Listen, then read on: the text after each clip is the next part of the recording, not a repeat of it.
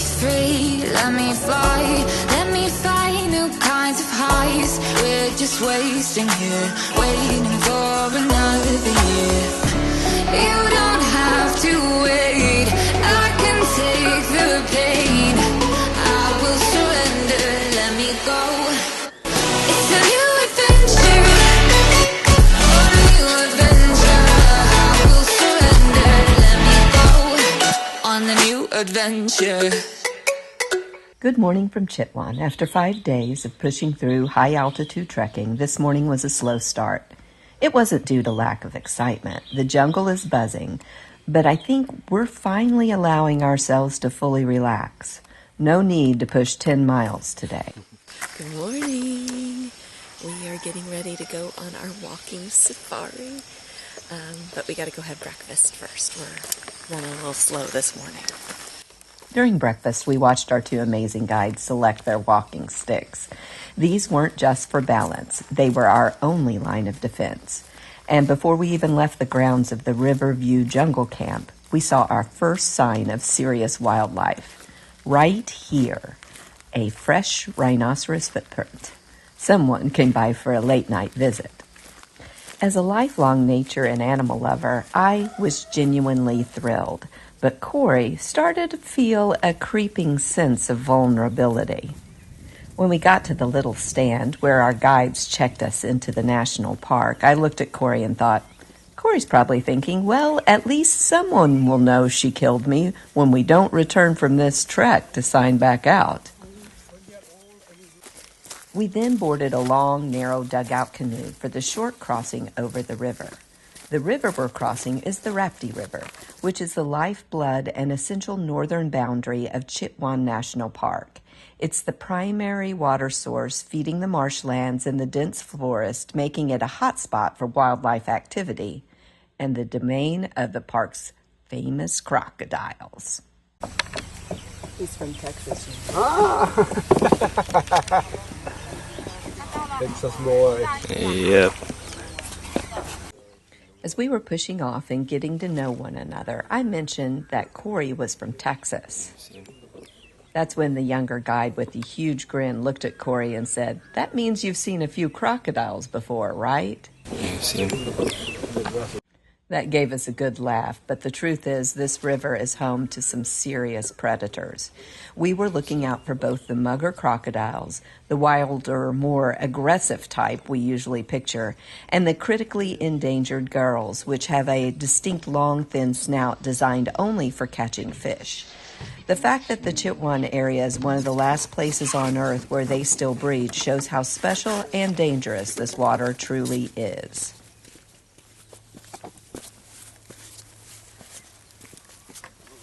Stepping out of the canoe, we immediately started following a small, muddy path right along the shore. Right away, Corey, with his background hunting in Texas, pointed out clear hoof prints in the mud. They were fresh Chital deer tracks, and it made me wonder if that big mugger we saw just finished up a big breakfast.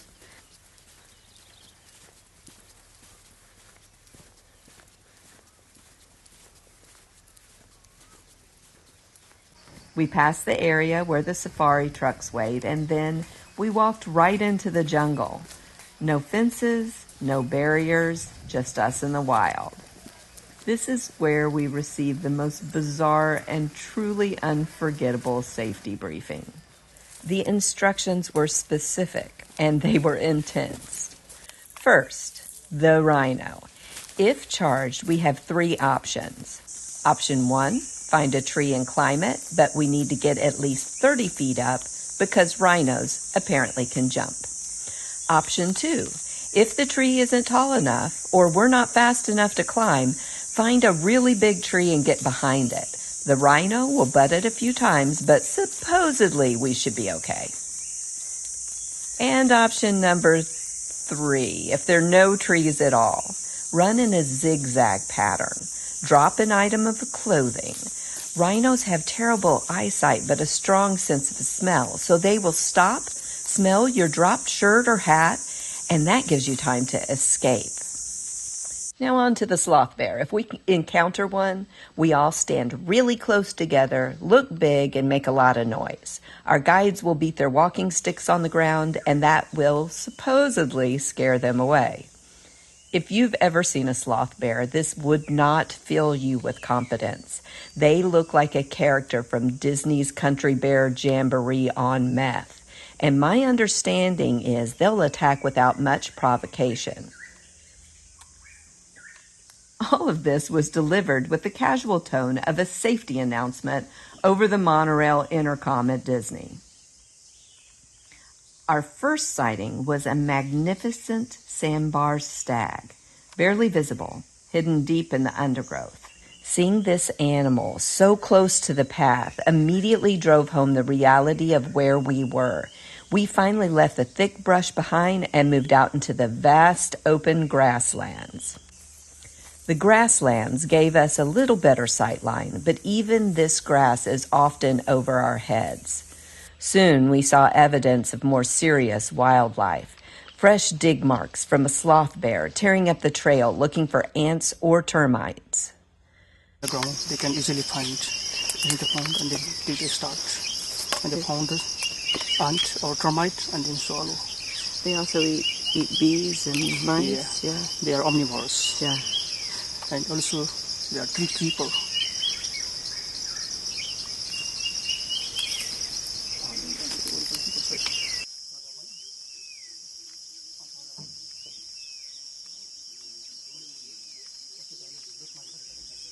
We climbed our first rickety wooden lookout tower to scan the horizon for any signs of movement. It's exciting. We saw a little bit of where the sloth bear had been.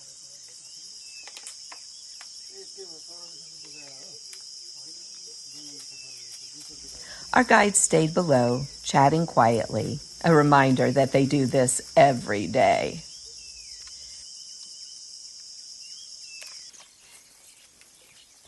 As we continued the trek on the footpath, every now and then we'd startle a local bird, which in turn sent a jolt of sudden shock through us. It's easy to see how you could stumble upon something far more dangerous. Even the plants here are on the defensive. We passed a small mimosa plant that instantly closed its leaves, trying to look dry and unappetizing just to avoid being eaten. Namaste, baby. See? Namaste. Mimosa. Mimosa? Yeah. Yes. It's one of the energetic plants for the wild animals. Especially they like most the deer and the bison. When they come into grass, they toss the leaf and then close. They think this is a dry and lift. So after 2-3 minutes, again the leaf is open. Because of the energy goes down in the root and they close the leaf. Self-defense. Mimosa pudica. Then we saw an opening in the tall grass, a clear sign that a rhino, bear, or other large animal had just crossed our footpath. This was the moment we truly realized how close we were to the wildlife and how frequently they were on the same path as we were.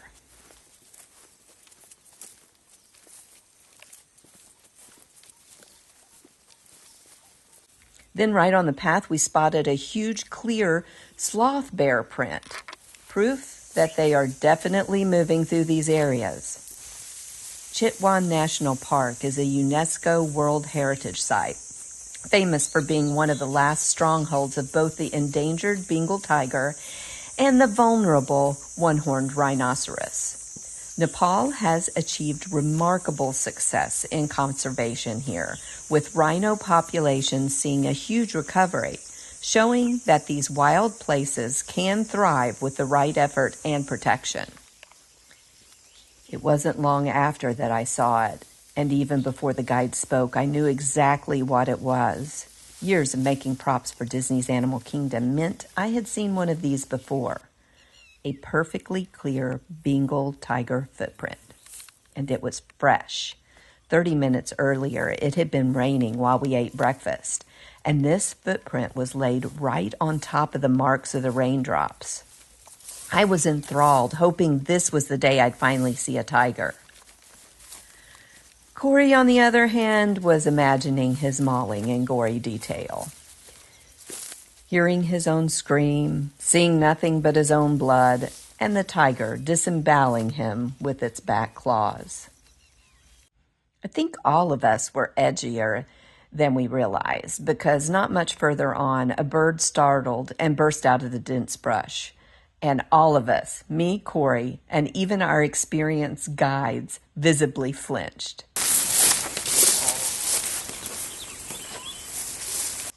But Chitwan isn't just about the giants. It's an absolute paradise for bird watchers, home to over 540 species. Keep an eye out for the vibrant blue and orange of the kingfisher or the magnificent hornbill. The park is a critical habitat for many resident and migratory birds, making it one of the most important ornithological areas in Nepal.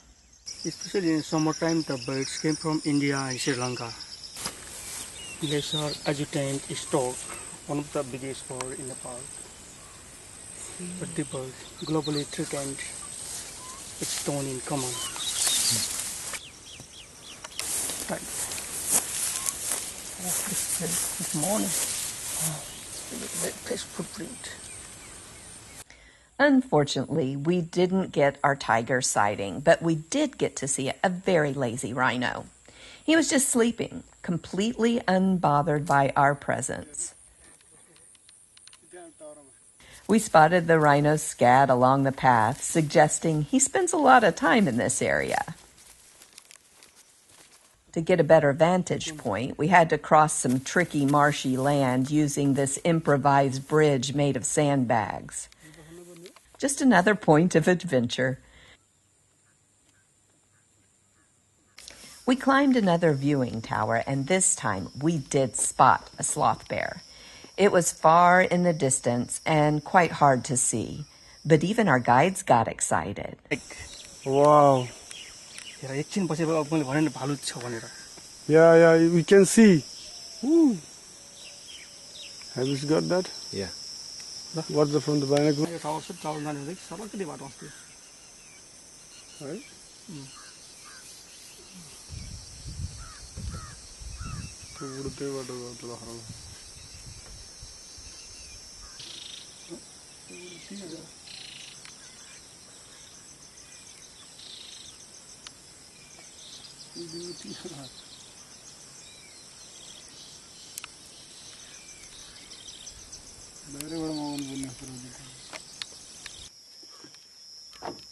But honestly, our best wildlife video of the entire trek was of this guy, the unassuming dung beetle. Even the smallest insects here are fascinating and vital to the jungle ecosystem. Shit, man. How brave was to sleep that one. I know. That's amazing. We don't have dung beetles. You don't have? No. See, doing that was big food. He was happy. His family will be happy. You got a big piece. Yeah, he got a big piece. As we were climbing up a steep embankment, preparing to cross to a higher vantage point, the guides froze again. Another fresh tiger print. Hopefully not too fresh. It felt like the big cats were following a route just ahead of us. We quickly moved on, following a deer trail, and came upon a large group of spotted deer, or chital.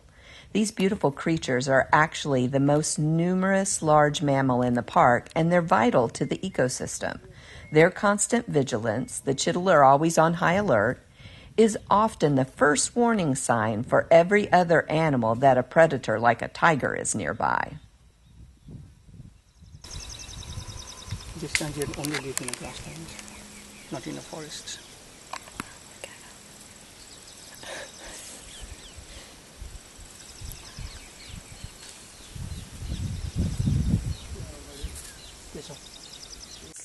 As our walking safari concluded, we had a great talk with our guides. They explained the realities of their job. They're not allowed to carry any type of weapon. They don't even have walkie-talkies. We discussed how things like better organized structure and resources could help the Nepalese people and truly encourage more responsible tourism here.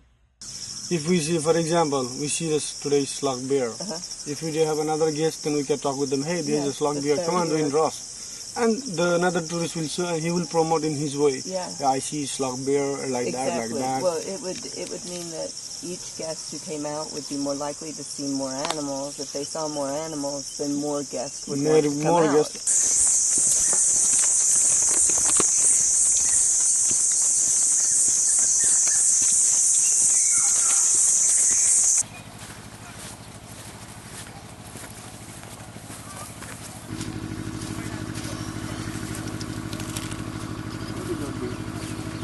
What a lily.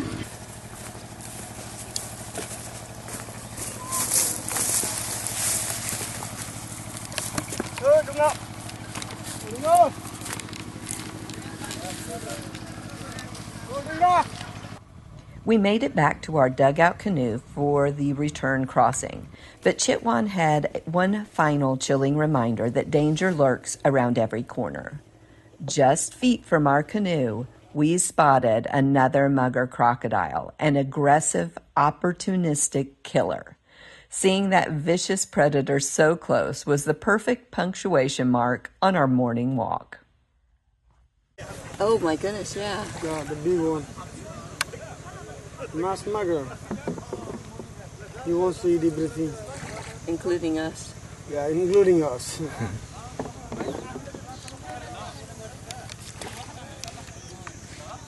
He's all-rounder. We're heading back to the camp for a well-deserved lunch, but our day on the water isn't done. We'll be back on this river in the dugout canoes later this afternoon for our river safari. Hopefully, the crocodiles are taking a nap then too. Thank you for joining us on our walk in the wilderness. Don't forget to like this video and subscribe to our channel, and you can find the full Nepal playlist right here. Always an adventure. Always. That's it for this deep dive into our past adventures. We are so glad you hung out with us. If you enjoy videos like this, you need to explore the rest of our channel. We're all about adventure, creativity, incredible food, and turning trash to treasure. We've got videos on our travels all over the world, our deep love for animal conservation, and fun DIY projects that cover everything from house flipping, RV renovation, to furniture flipping. We even have a bunch of videos showcasing our personal artwork.